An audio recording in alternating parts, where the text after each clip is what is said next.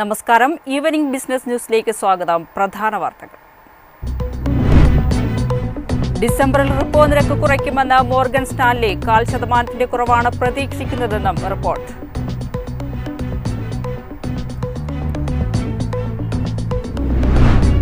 Current account കമ്മി GDPയുടെ 1.7% ഉയരാൻ സാധ്യത. സാമ്പത്തിക രംഗത്തെ അസ്ഥിരത ഓഹരി വിപണിയിൽ ആശങ്കയുണ്ടാക്കുമെന്നും യൂണിയൻ ബാങ്ക്.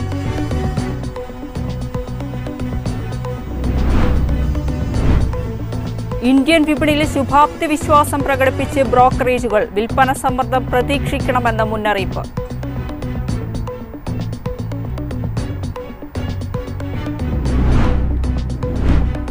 ഇന്ത്യ-ഇസ്രയേൽ വ്യാപാര കരാർ ചർച്ചകൾക്ക് തുടക്കമായി. കേന്ദ്ര വ്യവസായ മന്ത്രി പീയൂഷ് ഗോയൽ ഇസ്രയേലിലേക്ക്.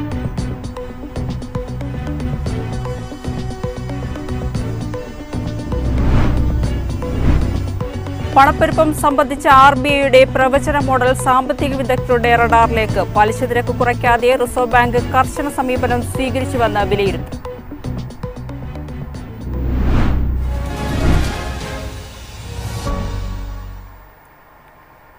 വാർത്തകളുടെ വിശദാംശങ്ങളിലേക്ക് കടക്കാം. ഇന്ത്യൻ ഓഹരി വിപണി ഇന്ന് നേട്ടത്തിൽ വ്യാപാരം അവസാനിപ്പിച്ചു. സെൻസെക്സ് 513 പോയിന്റ് ഉയർന്ന് 85,186-ലും നിഫ്റ്റി 143 പോയിന്റ് ഉയർന്ന് 26,052-ലും വ്യാപാരം അവസാനിപ്പിച്ചു.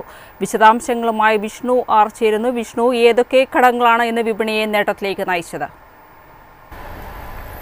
ഇന്നത്തെ ഒരു മാർക്കറ്റിലോട്ട് വരുമ്പോൾ നമുക്ക് ക്ലോസിംഗിൽ ഉണ്ടായിരിക്കുന്നത് 0.5% നേട്ടമാണ് പ്രധാനപ്പെട്ട രണ്ട് ഇൻഡെക്സിലും. അതായത് നിഫ്റ്റി 50 നമ്മൾ നോക്കുമ്പോൾ ഇന്ന് കൃത്യം പറഞ്ഞു കഴിഞ്ഞാൽ 142 പോയിന്റിന്റെ നേട്ടം, 0.55% നേട്ടത്തിൽ 26,052 എന്നൊരു നിലയിലാണ് ഇന്നത്തെ ഒരു ക്ലോസിംഗ് ഉണ്ടായിരിക്കുന്നത്. ബാങ്ക് നിഫ്റ്റിയിലോട്ട് വരുമ്പോൾ 316 പോയിന്റിന്റെ നേട്ടത്തിൽ, അതായത് 0.54% നേട്ടത്തിൽ 59,216 എന്നൊരു നിലയിലുമാണ് ഇന്ന് ക്ലോസ് ചെയ്തിരിക്കുന്നത്. നിഫ്റ്റി 50 സംബന്ധിച്ച് എടുത്തു പറയേണ്ട ഒരു കാര്യം, കഴിഞ്ഞ ഒരാഴ്ച 26,000 എന്നൊരു നില തിരികെ പിടിച്ച നിഫ്റ്റി പിന്നീട് ഒരു താഴോട്ടൊരു മൂവ്മെന്റ് ഉണ്ടായിരുന്നു. എന്നാൽ ഇന്ന് വീണ്ടും 26,000 എന്നൊരു നില തിരികെ പിടിക്കാൻ നിഫ്റ്റി 50ക്ക് സാധിച്ചിട്ടുണ്ട്. മാത്രമല്ല ഇന്നത്തെ ഒരു ഫ്രഷ് ഹൈ, ബാങ്ക് നിഫ്റ്റിയെ സംബന്ധിച്ച് ഒരു ഫ്രഷ് ഹൈ കൂടി ക്രിയേറ്റ് ചെയ്തിട്ടുണ്ട്. അതുപോലെ PSU ബാങ്കിൽ നിന്ന് 1% മുന്നേറ്റം രേഖപ്പെടുത്തിയോടൊപ്പം ഇന്ന് പുതിയൊരു ഓൾ ടൈം ഹൈ കൂടി ക്രിയേറ്റ് ചെയ്യാൻ ഇന്ന് PSU ബാങ്കിങ് സൂചികയ്ക്ക് സാധിച്ചിട്ടുണ്ട്. ഇനി നമുക്ക് നിഫ്റ്റി 50യിലെ ഇന്നത്തെ അഡ്വാൻസ് ഡിക്ലെയർ റേഷ്യോ കൂടി നോക്കാം.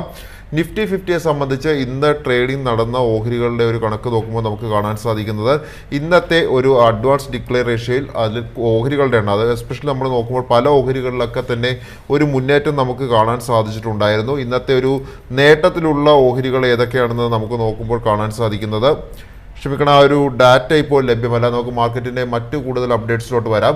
ഏതായാലും വിപണിയെ സംബന്ധിച്ച് എടുത്തു പറയേണ്ട കാര്യം, നിഫ്റ്റി 50യിൽ ഓപ്പൺ ചെയ്തൊരു ലെവല് 25,918 എന്നൊരു നിലയായിരുന്നു. അതിനുശേഷം ഇന്നത്തെ ഒരു ഇൻട്രാഡേ ഹൈ ആയിട്ട് ക്രിയേറ്റ് ചെയ്തിരിക്കുന്നത് 26,074 എന്നൊരു നിലയാണ്. ലോവർ ലെവലിൽ 25,856 എന്നൊരു നിലയും കൈവരിച്ചുകൊണ്ടാണ് ഇന്ന് ട്രേഡിംഗ് നടന്നതായിട്ട് കാണാൻ സാധിക്കുന്നത്.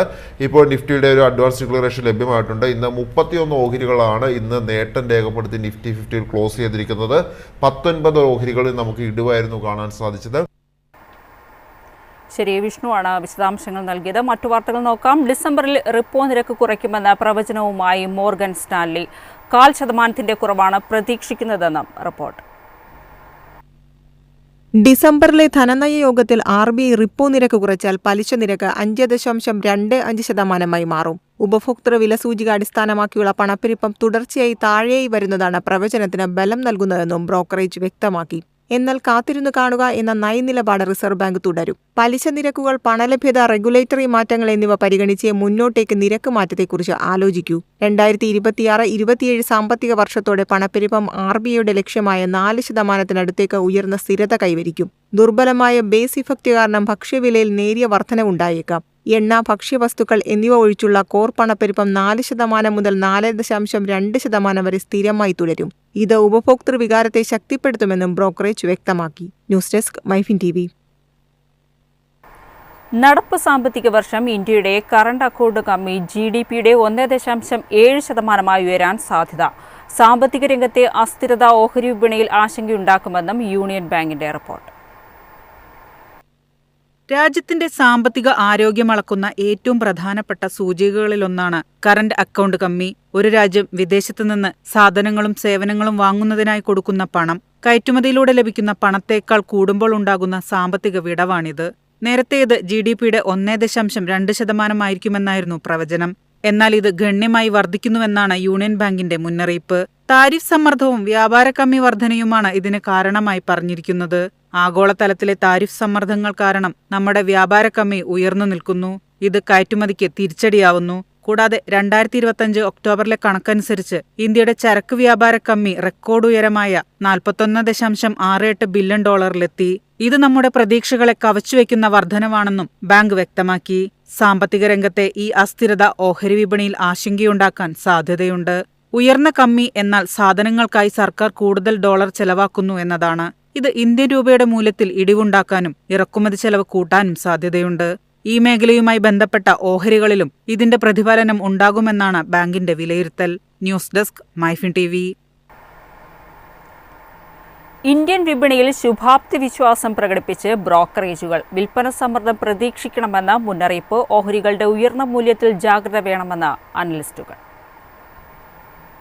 ആഗോളതലത്തിൽ US താരിഫ് ഭീഷണികളും ആഭ്യന്തരതലത്തിൽ കോർപ്പറേറ്റ് വരുമാന വളർച്ചയിലെ മാധ്യവും കാരണം വിപണിയിൽ ചാഞ്ചാട്ടം തുടരുകയാണ്. എങ്കിലും ഭൂരിഭാഗം ബ്രോക്കറേജുകളും ഇന്ത്യൻ വിപണിയിൽ ശുഭാപ്തി വിശ്വാസം വെച്ചുപുലർത്തുന്നുവെന്ന റിപ്പോർട്ട് ഇപ്പോൾ പുറത്തുവരുന്നത്. സാമ്പത്തിക വളർച്ചാ ചക്രം അനുകൂലമാവുകയാണ്. 2026 ഡിസംബറോടെ സെൻസെക്സ് 1,07,000 എന്ന ചരിത്ര നേട്ടം കൈവരിച്ചേക്കാവുമെന്നാണ് മോർഗൻ സ്റ്റാൻലി പറയുന്നത്. ആഭ്യന്തര ഡിമാൻഡിന് പ്രാധാന്യം നൽകുന്ന ഓഹരികളിൽ നിക്ഷേപിക്കുന്നത് റിസ്ക് കുറയ്ക്കാൻ സഹായിക്കുമെന്നും അവർ പറയുന്നു. Reliance industries, Havells India, Titan company എന്നിവയാണ് ഗോൾഡ്മാൻ സാക്കിന്റെ നിക്ഷേപ ലിസ്റ്റിൽ ഇടം പിടിച്ചിരിക്കുന്നത്. ഗോൾഡ്മാൻ സാക്സിന് ഏറ്റവും വലിയ വിശ്വാസം പ്രതിരോധ മേഖലയിലാണ്. PTC ഇൻഡസ്ട്രിയാണ് പ്രധാനപ്പെട്ട ഓഹരിയെന്നും അവർ വ്യക്തമാക്കുന്നു. അതേസമയം ജാഗ്രതാ മുന്നറിയിപ്പാണ് UBS നൽകിയത്. കമ്പനികളുടെ അടിസ്ഥാനപരമായ പ്രകടനത്തെ അപേക്ഷിച്ച് ഇന്ത്യൻ ഓഹരികൾക്ക് ഇപ്പോഴും വില കൂടുതലാണ്. ചില്ലറ നിക്ഷേപകരുടെ ഒഴുക്ക് വിപണിയെ പിന്തുണയ്ക്കുന്നുണ്ടെങ്കിലും വിദേശ നിക്ഷേപകരുടെ വിൽപ്പന സമ്മർദ്ദം ശ്രദ്ധിക്കണമെന്നും ബ്രോക്കറേജ് പറയുന്നു. News desk MyFin TV. India-Israel വ്യാപാര കരാർ ചർച്ചകൾക്ക് തുടക്കമായി. വാണിജ്യ വ്യവസായ മന്ത്രി Piyush Goyal ഇസ്രയേലിലേക്ക്.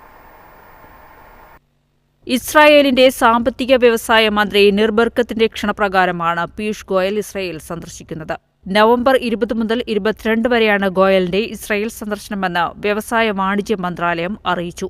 CII, FICCI, ASSOCHAM, startup India എന്നിവയെ പ്രതിനിധീകരിക്കുന്ന 60 അംഗ ഉന്നതതല ബിസിനസ് പ്രതിനിധി സംഘവും ഗോയലിനെ അനുഗമിക്കും. ഇസ്രായേലുമായുള്ള വാണിജ്യ ബന്ധം ഊട്ടിയുറപ്പിക്കുകയാണ് ഇന്ത്യയുടെ ലക്ഷ്യം. ഇസ്രായേലിലെ മുതിർന്ന നേതാക്കളുമായി ഗോയൽ ഉഭയകക്ഷി കൂടിക്കാഴ്ചകൾ നടത്തും. വ്യാപാര നിക്ഷേപ ബന്ധങ്ങൾ ശക്തിപ്പെടുത്തുന്നതും കൃഷി, ജല മാനേജ്മെന്റ്, പ്രതിരോധം, വളർന്നുവരുന്ന സാങ്കേതിക വിദ്യകൾ, ലൈഫ് സയൻസ്, അടിസ്ഥാന സൗകര്യങ്ങൾ, നൂതന ഉൽപ്പാദനം തുടങ്ങിയ മേഖലകളിലെ സഹകരണം വർദ്ധിപ്പിക്കുന്നതും ചർച്ചകളിൽ ഉൾപ്പെടുമെന്ന് പ്രതീക്ഷിക്കുന്നു. നിർദ്ദിഷ്ട ഇന്ത്യ-ഇസ്രായേൽ സ്വതന്ത്ര വ്യാപാര കരാറിന്റെ പുരോഗതി ഇരുപക്ഷവും അവലോകനം ചെയ്യാൻ സാധ്യതയുണ്ട്. സന്ദർശനത്തിന്റെ ഒരു പ്രധാന ആകർഷണം ഇന്ത്യ-ഇസ്രായേൽ ബിസിനസ് ഫോറമായിരിക്കും. ഇരു രാജ്യങ്ങളിലെയും പ്രമുഖ ബിസിനസ് അസോസിയേഷനുകളെയും വ്യവസായ പ്രതിനിധികളെയും ഒരുമിച്ച് കൊണ്ടുവരും. പങ്കാളിത്തം വികസിപ്പിക്കുക, നിക്ഷേപം പ്രോത്സാഹിപ്പിക്കുക, മുൻഗണനാ മേഖലകളിലെ സംയുക്ത സംരംഭങ്ങൾക്കുള്ള അവസരങ്ങൾ എന്നിവ ലക്ഷ്യമിട്ടുള്ള പ്ലീനറി സെഷനുകൾ, മേഖലാ ചർച്ചകൾ, ഘടനാപരമായ B2B ഇടപെടലുകൾ എന്നിവ ഫോറത്തിൽ ഉൾപ്പെടും. News desk MyFin TV. പണപ്പെരുപ്പം സംബന്ധിച്ച RBIയുടെ പ്രവചന മോഡൽ സാമ്പത്തിക വിദഗ്ധരുടെ റഡാറിലേക്ക്. പലിശ നിരക്ക് കുറയ്ക്കാതെ റിസർവ് ബാങ്ക് കർശന സമീപനം സ്വീകരിച്ചെന്നാണ് വിലയിരുത്തൽ. രാജ്യത്തെ പണപ്പെരുപ്പം റിസർവ് ബാങ്ക് ഓഫ് ഇന്ത്യ പ്രവചിച്ചതിലും വളരെ താഴെയാണിപ്പോൾ. എങ്കിലും എന്തുകൊണ്ടാണ് RBI പലിശ നിരക്കുകൾ വെട്ടിക്കുറയ്ക്കാൻ മടിക്കുന്നതെന്നാണ് സാമ്പത്തിക വിദഗ്ധരുടെ റഡാറിലെത്തിയത്. ഈ വർഷത്തെ ആദ്യത്തെ 3 മാസങ്ങളിലെ RBIയുടെ പ്രവചന പിഴവ് 0.7% പോയിന്റായിരുന്നു. കഴിഞ്ഞ 6 വർഷത്തിനിടയിലെ ഏറ്റവും വലിയ വ്യത്യാസമാണിത്. UBS പോലുള്ള പ്രമുഖ സ്ഥാപനങ്ങൾ പറയുന്നത് പണപ്പെരുപ്പം 2% മുതൽ 2.2% വരെയായി ഒരുപക്ഷെ ചരിത്രത്തിലെ ഏറ്റവും കുറഞ്ഞ നിരക്കിലേക്ക് എത്തുമെന്നാണ്. പണപ്പെരുപ്പം കുറഞ്ഞിട്ടും പലിശ നിരക്ക് കുറയ്ക്കാതിരിക്കുന്നതോടെ പണപ്പെരുപ്പത്തിനനുസരിച്ച് ക്രമീകരിച്ച യഥാർത്ഥ പലിശ നിരക്കുകൾ ലക്ഷ്യമിട്ടതിലും വളരെ ഉയർന്ന നിലയിലായി. നോമുറ ഹോൾഡിംഗ്സിലെ സോണൽ വർമ്മ അഭിപ്രായപ്പെടുന്നത് പണപ്പെരുപ്പം പ്രവചനങ്ങളെക്കാൾ താഴെയാകുമ്പോൾ ധനനയം അറിയാതെ തന്നെ കൂടുതൽ കർശനമായി മാറും. ഇത് സമ്പദ് വ്യവസ്ഥയുടെ വളർച്ചയെ ബാധിച്ചേക്കാം.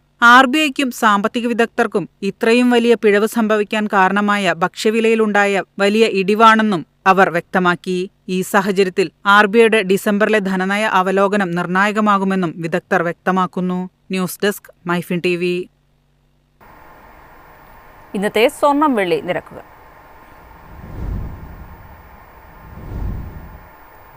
സംസ്ഥാനത്ത് സ്വർണ്ണവില ഉയർന്നു. പവന് 880 രൂപയാണ് വർദ്ധിച്ചത്. ഇതോടെ ഒരു പവൻ സ്വർണത്തിന് 91,560 രൂപയാണ് വില. 1 ഗ്രാമിന് 11,445 രൂപയും. വെള്ളിവിലയിൽ മാറ്റമില്ല. 163 രൂപയിലാണ് വ്യാപാരം. പ്രധാന വാർത്തകൾ വീണ്ടും.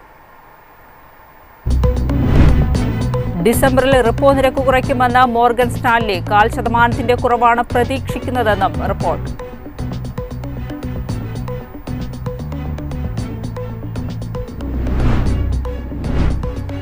കറന്റ് അക്കൗണ്ട് കമ്മി GDPയുടെ 1.7% ഉയരാൻ സാധ്യത. സാമ്പത്തിക രംഗത്തെ അസ്ഥിരത ഓഹരി വിപണിയിൽ ആശങ്കയുണ്ടാക്കുമെന്നും യൂണിയൻ ബാങ്ക്. ഇന്ത്യൻ വിപണിയിൽ ശുഭാപ്തി വിശ്വാസം പ്രകടിപ്പിച്ച് ബ്രോക്കറേജുകൾ. വിൽപ്പന സമ്മർദ്ദം പ്രതീക്ഷിക്കണമെന്ന മുന്നറിയിപ്പ്.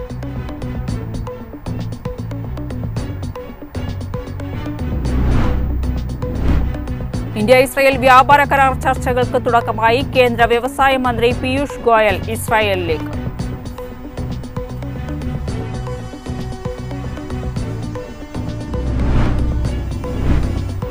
പണപ്പെരുപ്പം സംബന്ധിച്ച RBIയുടെ പ്രവചന മോഡൽ സാമ്പത്തിക വിദഗ്ധരുടെ റഡാറിലേക്ക്. പലിശ നിരക്ക് കുറയ്ക്കാതെ റിസർവ് ബാങ്ക് കർശന സമീപനം സ്വീകരിച്ചെന്ന് വിലയിരുത്തൽ.